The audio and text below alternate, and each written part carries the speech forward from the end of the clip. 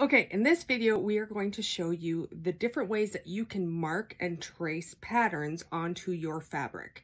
Because if you have a pattern, you're not going to have this on top of your fabric while you're sewing. You need to trace it out, whether you're going to be cutting it out or sewing directly on the lines.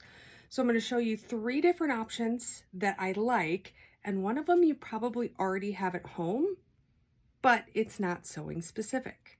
So let's get started. The first one is the Crayola marker. Yes, Crayola washable markers work great. The only thing is in order to get the marking off of your project or the fabric when you're done, you have to actually wash it. So that's why a lot of people don't do this, because they don't want to have to wash their projects. But if you're going to be marking the inside of a fabric and you're never going to see the markings, then this is a very good option, especially if you're just starting out. Also know that if you're using light color fabrics, these do tend to bleed a little bit more through the back side of the fabric where you could see it on the front. So you might not want to use a Crayola marker if you are working with like light or white color fabrics. The next is probably the most expensive in marking devices that people use, but it's the heat pens, meaning when you draw on your fabric, it's going to leave a mark, and if you want to remove it, you use an iron and it will take away the markings. It's really awesome. It's my favorite way to do things. There's all kinds of them that you can find. Frixion is my favorite brand, but it is the more expensive of the ways to mark your fabric. The last is Tailor's chalk. It's a chalk that has kind of a waxy mixture, so it's not like the chalk that you would use on a regular chalkboard, although if that's all you have, you too can use that. But it's great because it tends to come in different colors and it doesn't mess with the fabric, and it's not going to bleed through to the other side. So if you are using a white fabric, these are great because it's not going to mess with the front of the project. The biggest thing is you want to use what you have. If you're starting to invest in better options, get the sewing specific items. If all you have right now is a Crayola marker, it's okay. Just remember, only do it on the inside of the fabric, so you don't have to deal with it on the outside of your project and you're trying to figure out how to get it done or how to get it removed when you're done. So let me go through each of the options. Here I have 2 different patterns laid out on the fabric, and these are the ones that I am going to show you how to trace using the different marking devices. Now, a bonus thing is if you are using a pattern, I do recommend placing something on the pattern to hold it down. It just frees it up so you have both of your hands and makes it a lot easier to make sure that you're staying exactly how you want to trace. And if you see, neither of these are sewing specific. This is an oversized washer that I found in my garage, and this is a flat rock that I found somewhere. So know that you can use what you have. For this first one, I am going to use the Crayola marker. So I have the tree down that I want to trace. I make sure, my fabric, because I'm going to be cutting 2 pieces at once or sewing 2 pieces together. So I want to make sure I have a seam allowance and that both pieces are there, and that when I draw, I'm going to be able to have both pieces the same size. I'm going to move over the stocking a little bit, but all you do is you trace along your pattern. And now this is the Crayola marker, so you will see it a little bit more, and I will show you. This fabric is pretty dark, so it doesn't tend to bleed through. If I were using like a white fabric, Crayola markers can bleed through, and they can, change the look or leave remnants that you don't want to see. So if you're using dark fabrics, you should be good to go, but no, if you're using like a white or a light one, it's okay. So now that's traced out. Let me remove this. And now I can take this over to the sewing machine. I can cut this out.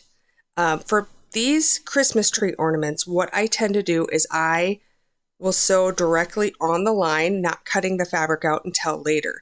If you have questions about that, I have other project videos showing these different ornaments. But one thing I do like to mark is my start spot and my end spot. And again, I can do this with the marker.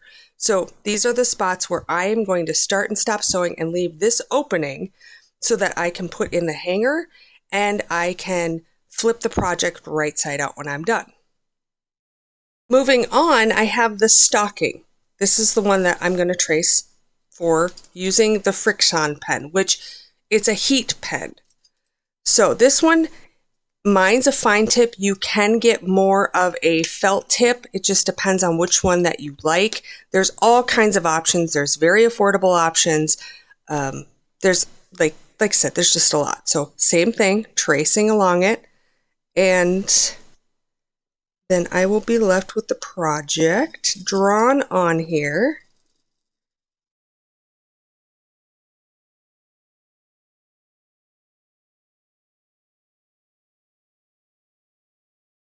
Okay, and then see when I remove it. Now this line isn't as dark as the tree line, but you can still see it.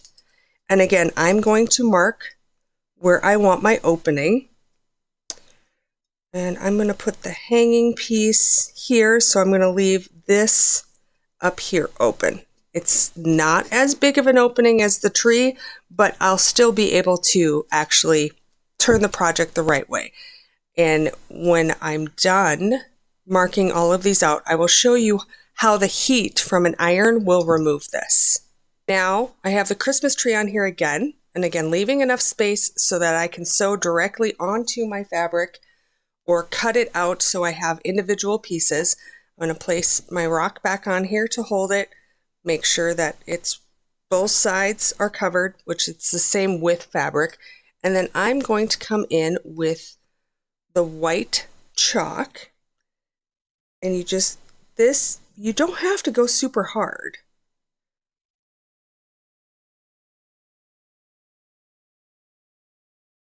But sometimes it's a little bit more finesse to get into the fine detail with the chalk, but the chalk still works great. And if you only have like regular chalk at home, that will work. The difference between sewing chalk and regular chalk is there's a little bit of wax in here that makes it stick a little bit better to the fabric. But just know that you can use whatever you have. And again, you see it's a little bit more time consuming than with a pen. Oop, a little piece broke off, and that does happen. So the chalk is a little bit messier. There are some really good quality ones, but then I remove this and you see I have this pattern there. Now when you're left with the chalk outline, you can use a cloth and you can wipe away the chalk. It's still going to be there a little bit. The best way to get rid of it is to wash the fabric. But this is going to be on the inside, so it's not that big of a deal. I can still see the lines. I'll still be able to sew along these lines even after wiping it off. But just know that because it's inside, I'm not going to see it. Now let's take this over and show you how the heat removing feature works on the Frixion pens. Okay, I have my iron heated up, and you just come over and you just go over it and look at that magic. It just completely disappears. Now you see on the chalk, it doesn't remove the chalk. And then with the Crayola marker, it doesn't remove that either, but it does remove the heat pens. Those are just 3 different ways to get your pattern onto the fabric so you can move on to the next start and have fun sewing. I hope this video helps you. If you have any questions, just let me know. Go have a so amazing day.